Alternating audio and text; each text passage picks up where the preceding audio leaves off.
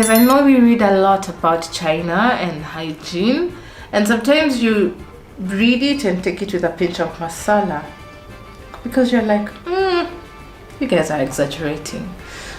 Guys, some of it is true. For instance, there's this thing, especially the older generation, where they just cough out stuff and spit it on the street. You're lucky if it doesn't land on you. Like, I feel like if you walk, I don't look down when I'm walking because of that. But if you look down, you think, oh, the ground is wet. Some bird must have done something, or some fruit. No, it's a human being.